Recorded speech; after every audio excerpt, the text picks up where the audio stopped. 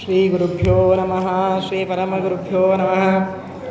ಶ್ರೀಮದಾನಂದತೀರ್ಥ ಭಗವತ್ಪಾದಾಚಾರ್ಯ ಗುರುಭ್ಯೋ ನಮಃ. ಹರಿ ಓಂ. ಕಲ್ಯಾಣಾದ್ಭುತಗಾತ್ರಾಯ ಕಾಮಿತಾರ್ಥಪ್ರದಾಯಿನೇ ಶ್ರೀಮದ್ವೆಂಕಟನಾಥಾಯ ಶ್ರೀನಿವಾಸಾಯ ತೇ ನಮಃ. ಶ್ರೀ ಸತ್ಯಧರ್ಮತೀರ್ಥ ಗುರುಭ್ಯೋ ನಮಃ. ಶ್ರೀ ಸತ್ಯಾತ್ಮತೀರ್ಥ ಗುರುಭ್ಯೋ ನಮಃ. ಹರಿ ಓಂ.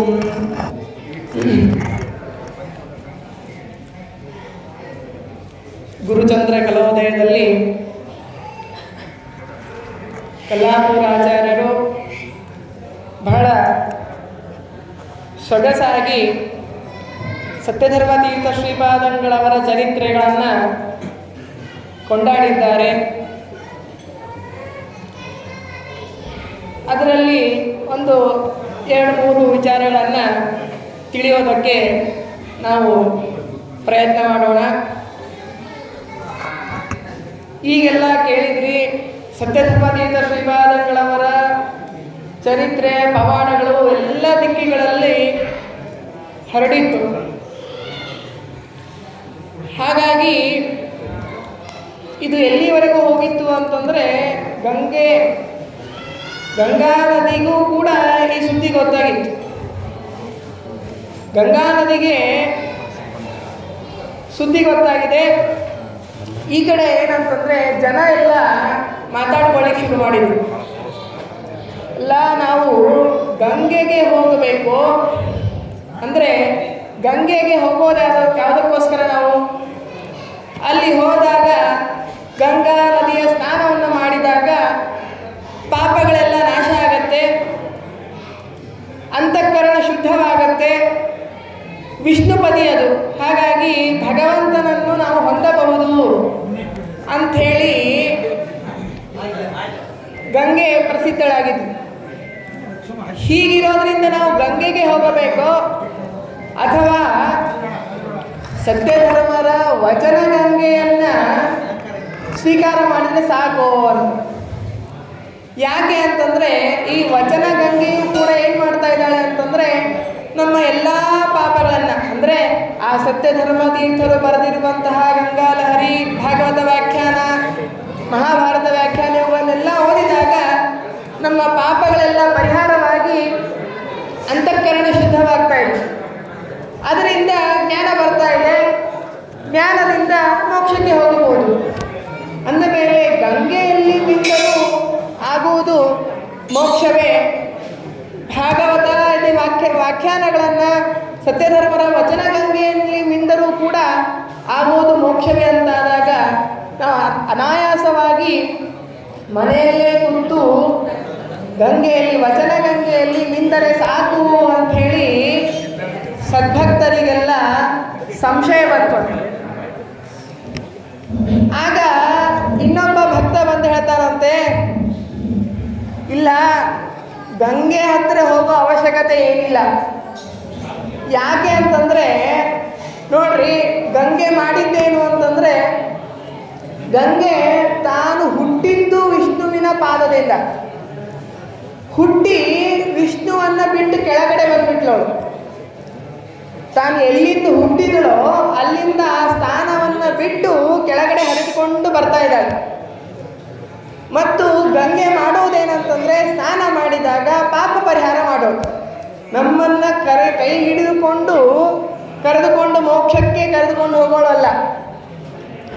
ಯಾಕೆ ಅಂತಂದರೆ ಕರ್ಮಣ ಪದಮ ಪ್ರೋಕ್ತಃ. ಗಂಗಾ ಸ್ನಾನವನ್ನು ಮಾಡೋದರಿಂದ ಏನಾಗೋದು ಅಂತಂದರೆ ಇದೊಂದು ಕರ್ಮ. ಹಾಗಾಗಿ ಇದರಿಂದ ಏನಾಗಲ್ಲ ಅಂತಂದರೆ ನಮಗೆ ಜ್ಞಾನ ಬರಲಿಕ್ಕೆ ಸಾಧ್ಯ ಇಲ್ಲ. ಜ್ಞಾನ ಬರೋದಕ್ಕೆ ಉಪಾಯ ಆಗಬಹುದು. ಆದರೆ ಈ ವಚನ ಗಂಗೆ ಏನು ಮಾಡ್ತಾ ಇದ್ದಾಳೆ ಅಂತಂದರೆ ಈ ವಚನಕ್ಕೆ, ಅಂದರೆ ಸತ್ಯಧರ್ಮರ ವಚನಕ್ಕೆ ವಿಷಯ ಯಾವುದು? ಭಗವಂತನೇ ವಿಷಯ. ವಿಷ್ಣು ಸರ್ವೋತ್ತಮತ್ವಂಚ ಸರ್ವದಾ ಪ್ರತಿಪಾದಯ ಅಂತ ಹೇಳಿರೋದ್ರಿಂದಾಗಿ ಯತಿಗಳು, ಸತ್ಯಧರ್ಮ ತೀರ್ಥರು ಪ್ರತಿ ವಾಕ್ಯವೂ ಕೂಡ, ಪ್ರತಿ ಪದವೂ ಕೂಡ ಭಗವದ್ ವಿಷಯಕವಾಗಿಯೇ ಹೇಳ್ತಾರೆ. ಅಂದಮೇಲೆ ಆ ಎಲ್ಲ ವಾಕ್ಯಕ್ಕೂ ಕೂಡ ವಿಷಯ ಯಾರು ಅಂತಂದರೆ ವಿಷ್ಣು. ಅಂದಮೇಲೆ ಆ ವಚನ ಗಂಗೆ ಈ ವಿಷ್ಣುವನ್ನು ಬಿಟ್ಟು ಹೋಗ್ತಾನೇ ಇಲ್ಲ, ವಿಷ್ಣುವಿನ ಜೊತೆಗೇ ಇದ್ದಾಳೆ. ಆ ಗಂಗೆ ವಿಷ್ಣುವನ್ನು ಬಿಟ್ಟು ಬಂದವಳು. ಈ ವಚನ ಗಂಗೆಯನ್ನ ವಾಕ್ಯವನ್ನು ಇಟ್ಟುಕೊಂಡು ಹೋದಾಗ ನಮಗೇನಂತಂದ್ರೆ ಈ ಗುರುಗಳ ವಚನ, ಗುರುಗಳಿಂದಲೇ ನಮ್ಮ ಸ್ವರೂಪದ ಉದ್ಧಾರ ಆಗೋದಾದ್ರಿಂದಾಗಿ ಗುರುಗಳು ನಮಗೆ ಕೈ ಹಿಡಿದುಕೊಂಡು ಕರ್ಕೊಂಡು ಹೋಗೋರು. ಗಂಗೆ ಸ್ನಾನ ಮಾಡಿಸಿ ಅಂತಃಕರಣ ಶುದ್ಧ ಮಾಡಿ ಕೈ ಬಿಟ್ಲು, ಇನ್ನು ಮುಂದೆ ನಿನ್ನ ಕೆಲಸ, ನೀನು ಜ್ಞಾನ ಸಂಪಾದನೆ ಮಾಡಬೇಕು ಅಂತೇಳಿ. ಆದರೆ ಈ ವಚನ ಗಂಗೆ ಮಾತ್ರ ತಾನು ಕೈ ಬಿಡೋದಿಲ್ಲ. ಹಾಗಾಗಿ ಏನಂತಂದರೆ ಈ ಗಂಗೆ ವಿಷ್ಣುವನ್ನ ಜೊತೆಯನ್ನಾಗಿ ಇಟ್ಟುಕೊಂಡಿದ್ದಾಳೆ ಮತ್ತು ನಮ್ಮ ಕೈಯನ್ನೂ ಬಿಡುವುದಿಲ್ಲ. ಹಾಗಾಗಿ ಗಂಗೆಯಲ್ಲಿ ಮಿಂದುವುದಕ್ಕಿಂತ ವಚನ ಗಂಗೆಯಲ್ಲೇ ಮೀದರೆ ನಾವು ವೇಗವಾಗಿ ಸುಖವಾಗಿ ಮೋಕ್ಷಕ್ಕೆ ಹೋಗಬಹುದು. ಹಾಗಾಗಿ ಸತ್ಯಧರ್ಮದ ವಚನ ಗಂಗೆಯನ್ನೇ ನಾವು ಆಶ್ರಯಿಸೋಣ ಎಂಬುದಾಗಿ ಇನ್ನೊಬ್ಬ ಭಕ್ತ, ಹೀಗೆ ಇಬ್ಬರು ಭಕ್ತರಲ್ಲಿ ಮಾತುಕತೆ ನಡೀತಾ ಇದೆ. ಇದನ್ನ ಏನಾಯ್ತು ಅಂತಂದ್ರೆ ಹೆಣ್ಮಗಳು ಗಂಗೆ ಸ್ತ್ರೀ ಅವಳಿಗೆ ಕೇಳಿಸ್ಬಿಡ್ತಿದ್ರು. ಪಕ್ಕದ ಮನೆಯವರು ಭಾರಿ ದೊಡ್ಡ ಕಾರು ತಗೊಂಡಿದ್ದಾರೆ ಅಥವಾ ಅವ್ರು ಭಾರಿ ದೊಡ್ಡ ಆಭರಣ ತಗೊಂಡಿದ್ದಾರೆ ಅಂತಂದ್ರೆ ಈ ಮನೆಯಲ್ಲಿರುವ ಹೆಣ್ಣಿಗೆ ಶುರು ಆಗತ್ತೆ, ನನಗೂ ಅಂತಹದ್ದು ಬೇಕು ಅಂತ, ನನ್ನಲ್ಲೂ ಅಂತಹದ್ದಿದೆ ಇಂಥದ್ದಿದೆ ಅಂತೇಳಿ ಹೇಳ್ಕೊಳ್ತಾರೆ. ಹಾಗಿದ್ದ ಹಾಗೆ ಈ ವಚನ ಗಂಗೆಯ ಶ್ಲಾಘನೆ ಮಾಡಿದಾಗ ದೇವಗಂಗೆ ಹೇಳ್ತಾ ಇದ್ದಾಳೆ, ನೋಡಮ್ಮ, ಇವಳೇನಾಯಿತು ಅಂತಂದರೆ ಬೇರೆ ಯಾರೋ ಮಾತಾಡಿದ್ದು, ಆದರೆ ಇವಳು ನೇರವಾಗಿ ವಚನ ಗಂಗೆ ಹತ್ರನೇ ಬಂದ್ಬಿಟ್ಲು. ಬಂದು ಹೇಳ್ತಾ ಇದ್ದಾಳೆ, ನೀನೇನು ಇವರೆಲ್ಲ ಹೇಳ್ತಾ ಇದ್ದಾರಲ್ಲ ಅವ್ರ ಮಾತಿಗೆ ಹೋಗಿ ಕೊಡಬೇಡ, ನಿಮ್ಗಿಂತನೂ ಭಾರಿ ನಾನೇ ಇದ್ದೀನಿ. ಯಾಕೆ ಅಂತಂದರೆ ಅವಳು ಹೇಳ್ತಾಳೆ, ಕುಭಿಕ್ಷೋರ್ ವಿಕ್ಷೇಪಾತ್ ಪದ ಉದಯ ಅಹಮಿತಿತೆ. ಮೊದಲಿಗೆ ತನ್ನ ತವರ ಮನೆ ಬಗ್ಗೆ ಹೇಳ್ಕೋತಾಳೆ ಅವಳು. ನೋಡು, ನಾನು ಹುಟ್ಟಿದ್ದೆಲ್ಲಿಂದ ಅಂದರೆ ಸಾಮಾನ್ಯವಾಗಿ ನಿಮಗೆಲ್ಲ ಗೊತ್ತಿದೆ, ತ್ರಿವಿಕ್ರಮನ ಪಾದದ ಸ್ಪರ್ಶದಿಂದ ಬಂದಿದ್ದು. ಹೇಳಬೇಕಾದಾಗ ಇವಳು ಏನು ಮಾಡಿದ್ಲು, ತನ್ನ ಹೆಚ್ಚಿನ ಆಡಂಬರ ತೋರಿಸ್ಬೇಕಲ್ಲ, ಅದಕ್ಕೆ ಏನು ಮಾಡಿದ್ಲು ಇವಳು ಅಂತಂದರೆ ಕುಭಿಕ್ಷೋ ವಿಕ್ಷೇಪಾತ್ ಪದಂ. ಕುಭಿಕ್ಷು ಅಂತಂದರೆ ಸಂಸ್ಕೃತದಲ್ಲಿ ಪೃಥ್ವಿ, ಭೂಮಿ ಅಂತ ಅರ್ಥ. ಕುಭಿಕ್ಷು ಅಂತಂದರೆ ಭೂಮಿಯನ್ನು ಬೇಡಿದವ, ಭೂಮಿಯ ದಾನವನ್ನು ಬೇಡಿದವ. ಯಾರು?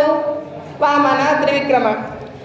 ಅವನ ವಿಕ್ಷೇಪ, ಅವನೇನೋ ಗಂಗೆಯನ್ನು ತರಬೇಕು, ಗಂಗೆಯನ್ನು ಇದು ಮಾಡಬೇಕು ಅಂತನ್ನೋದಕ್ಕಾಗಿ ಕಾಲೆತ್ತಿದ್ದಲ್ಲ, ಆ ಸ್ವರ್ಗವನ್ನು, ಮೇಲಿನ ಲೋಕವನ್ನು ಆವರಿಸಬೇಕಾಗಿದೆ, ಅದಕ್ಕಾಗಿ ಕಾಲೆತ್ತಿದ್ದು.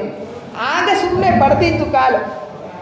ಆ ವಿಕ್ಷೇಪದಿಂದ ನಾನು ಹುಟ್ಟಿದ್ದೇನೆ, ಅವನ ಪಾದದ ವಿಕ್ಷೇಪದಿಂದ ನಾನು ಹುಟ್ಟಿದ್ದೇನೆ ಅಂದರೆ ತ್ರಿವಿಕ್ರಮ ದೇವರ ಪಾದದಿಂದ ಹುಟ್ಟಿರುವವಳು ನಾನು, ಅಂತಹ ಮಹಾಮಹಿಮಳು ನಾನು ಅಂಥೇಳಿ ಆ ಗಂಗೆ, ದೇವಗಂಗೆ ಹೇಳಿದಾಗ ಕಾವ್ಯಕಾರರು ಹೇಳ್ತಾರೆ, ನೋಡಮ್ಮ, ನಿನ್ನಕ್ಕಿಂತ ನನ್ನದೇ ಭಾರಿ ಆಯಿತು ಅಂತ. ಯಾಕೆ ಅಂತಂದರೆ ನೀನು ಕುಭಿಕ್ಷುವಿನಿಂದ ಹುಟ್ಟಿರೋಳು, ನಾನೇನು ಅಂತಂದರೆ ಸುಭಿಕ್ಷೋ ಸತುಕ್ಷೇಪಾತ್ ಭಿಕ್ಷೋ ಮುಖಃ ಅಂತ.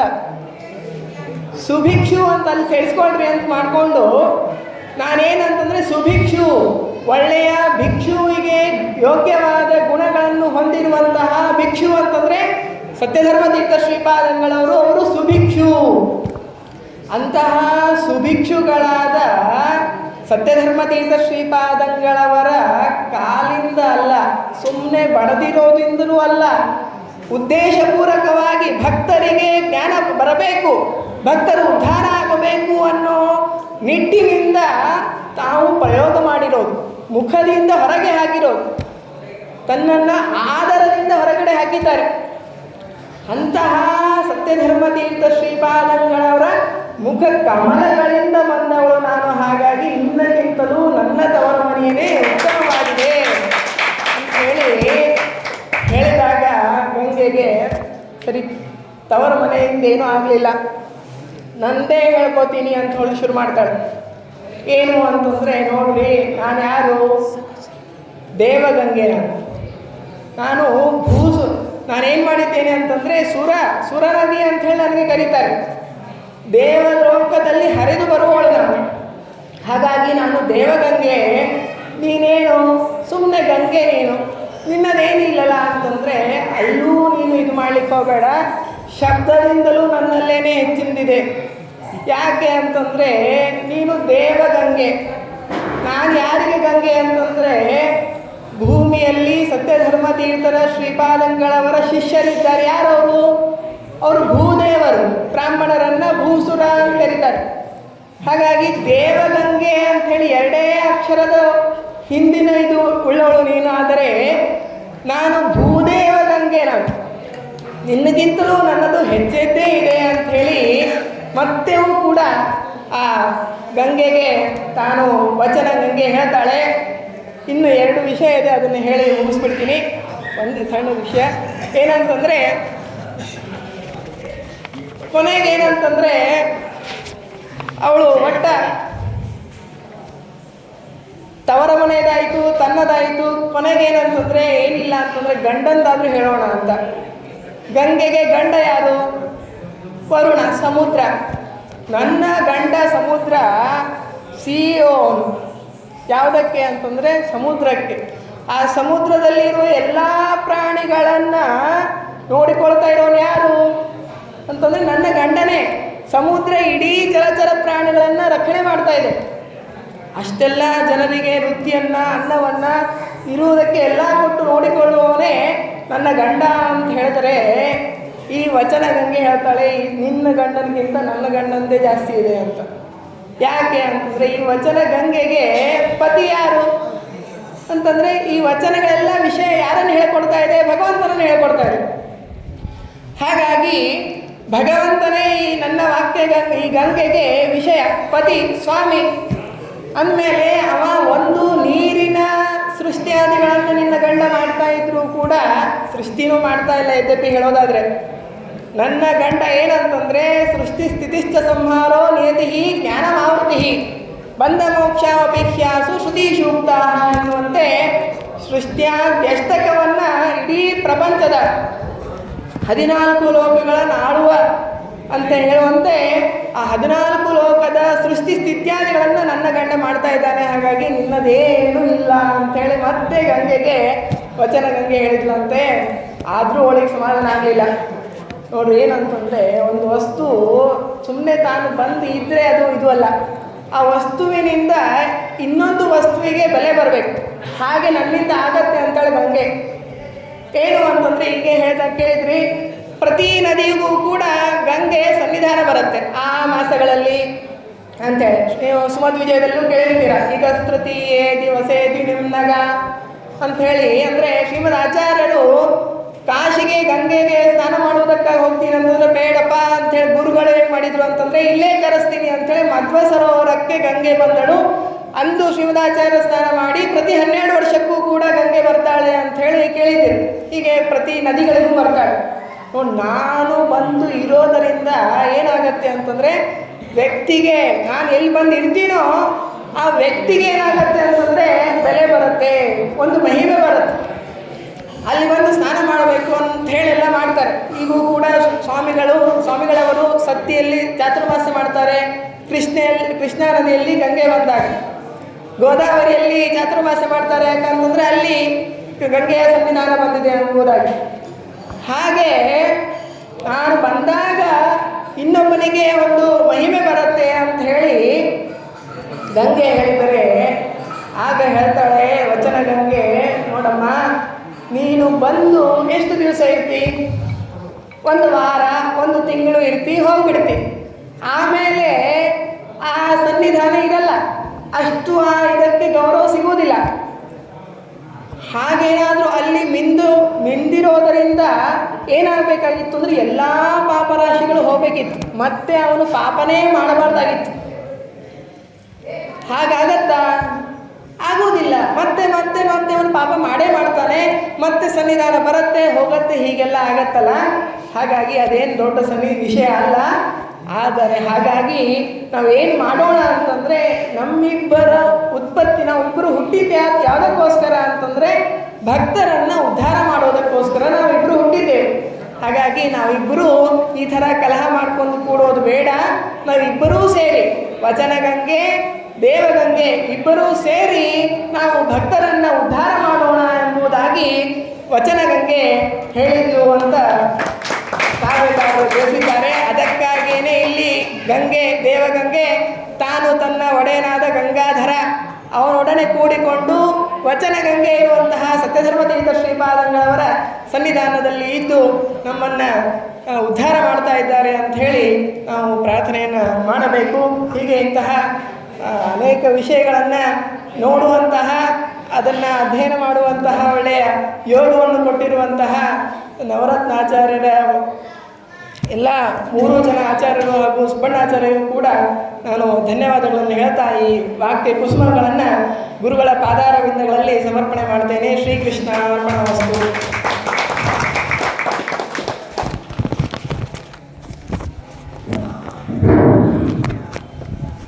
ಪವನಾಚಾರ್ಯರು ಗುರುಚಂದ್ರ ಕಲವೆಯ 12ನೇ ಉಲ್ಲಾಸ ಒಂದೇ ಆಗಿದೆ, ಅದು ಅರ್ಧ ಆಗಿದೆ. ಹಾಗಾಗಿ ಸಮಯ ಅಂತ ಒಂದೇದಾಗಿದೆ. ಹೀಗಾಗಿ ಮುಂದಿನ ಕಾರ್ಯಕ್ರಮಗಳಿಗೆ ಹೋಗಬೇಕು ಅನ್ನೋ ದೃಷ್ಟಿಯಿಂದ ತುಂಬ ಸುಂದರವಾಗಿರತಕ್ಕಂತಹ ವಿಷಯ. ಅವರು ಒಂದೇ ಉಲ್ಲಾಸ ಹೇಳಿದರೂ ಕೂಡ ಮಹತ್ವದ ಅತ್ಯಂತ ಸುಂದರವಾದ ವಿಷಯವನ್ನು ನಿರೂಪಣೆ ಮಾಡಿದ್ದಾರೆ. ತುಂಬ ಸುಂದರವಾಗಿ ವಚನಗಂಗೆ ಹಾಗೂ ದೇವಗಂಗೆಯ ಒಂದು ವಿವಾದ ರೂಪದಲ್ಲಿ ಅದ್ಭುತವಾಗಿ ಅದನ್ನು ವರ್ಣನೆ ಮಾಡಿದ್ದಾರೆ.